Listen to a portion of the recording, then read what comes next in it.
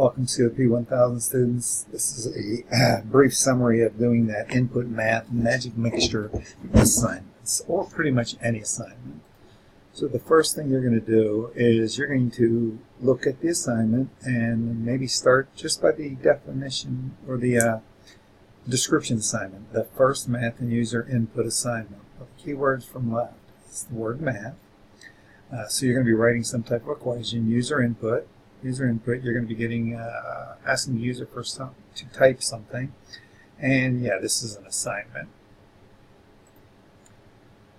So once you get past that, your job would be to read the specifications, the program specifications. This program requires the student to write a well-written short program.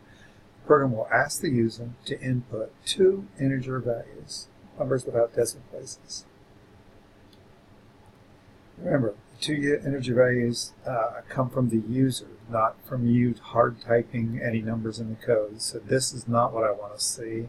I want to see the user input a number and another number. So this would just be an example. If they entered a 5 and a 9, then I would output the sum of 5 and 9 is 14, the product of 5 and 9 is 45, and the result doing integer division is 0. Okay. So taking the specifications that we just discussed, this would be an example of writing the program. So this would be that first user input and a bit of math assignment. Always my preprocessed directives. There's main, there's the end of main, there's my comment. Then notice I just displayed 1, 2, 3, 4 different comments. So the first thing I want to do is declare or define some variables. So my first thing is going to be input 1. I'm going to default it or assign it to 0. And then I'm going to have a second input, and I'm going to default that or assign it to 0. And then I'm going to have a sum, which I'm going to set to 0, a product,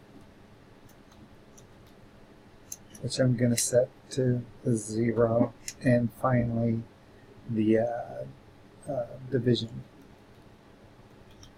which I'm going to set to 0. So notice I can assign or define variables on separate lines like I did here on 11 and 12, or if my variables are of all the same data type, I could string them out on one line like I did here on 13. So I defined sum, product, and division, assigning them all to 0 in one statement. Okay, so the next thing would be to ask the user for input 1 and input 2. Well, to ask anything, you need to use the printf, and you say, hey, please enter an integer number. So that would be an example prompt.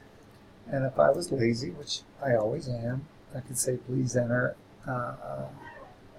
another integer number. So there's my two prompts. Please enter an integer number, and then later, please enter another number.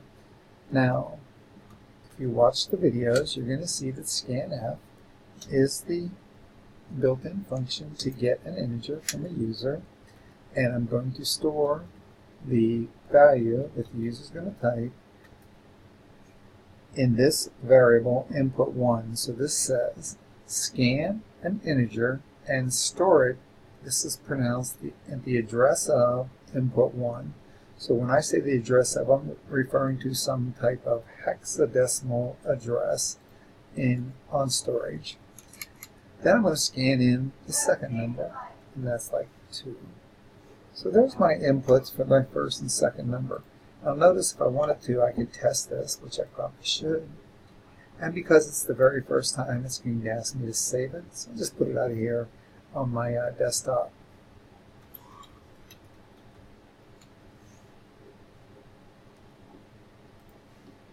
And I'll camel case it, and I'm going to call it InputMath.c and save it.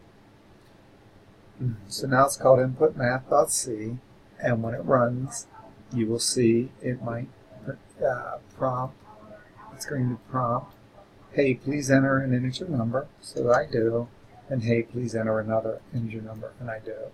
program ends because that's as much as we had in this program up to this point.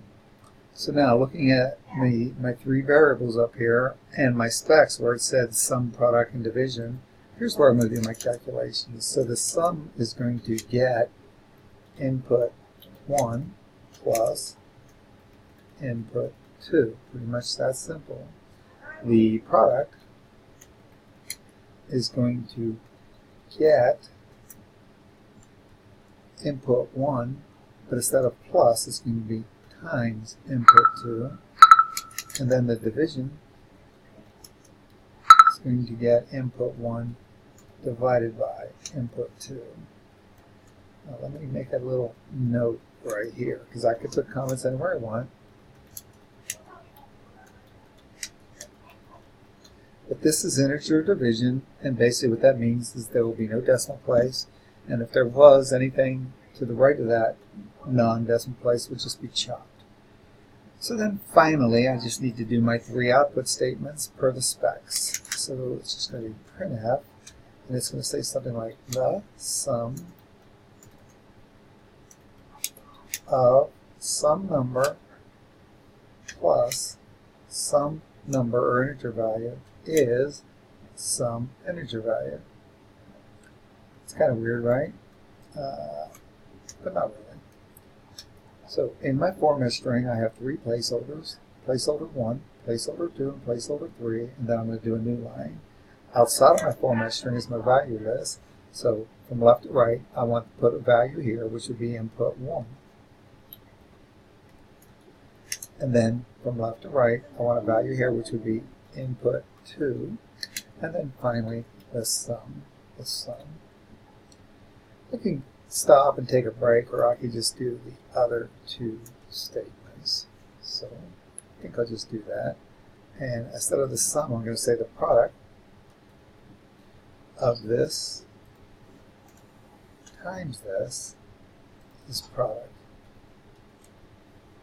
So the product of 5, let's just put an X like no in high school or elementary. 5 times something equals something.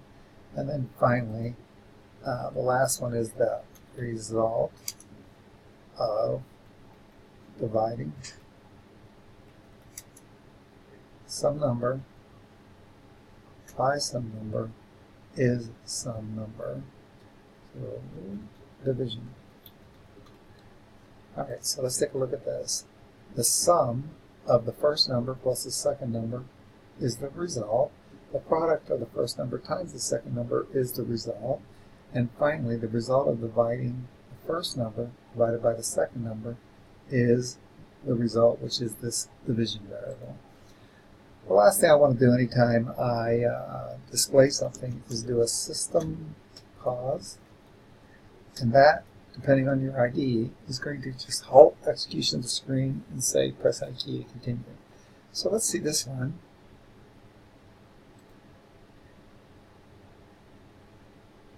So when the program runs, it says enter a number. I'll enter 10. Enter another number. I'll enter 2. And now 10 plus 2 is 12. 10 times 2 is 20. 10 divided by 2 is 5. Pretty cool.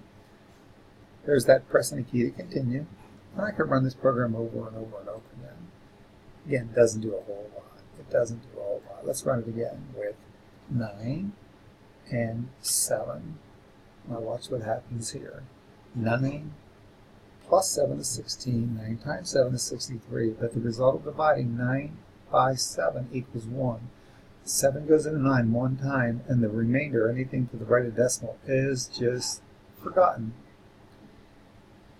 So here I am. There's my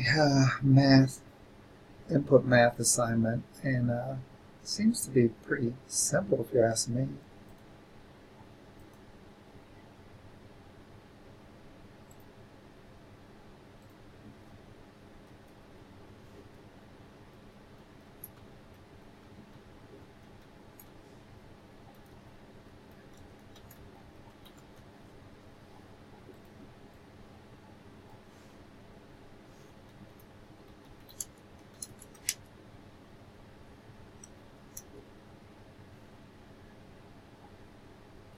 Sorry I may have let that video hang there for a second, but anyway, since this video is about 10 minutes long, I'm going to pause, stop, and do the imagination in a different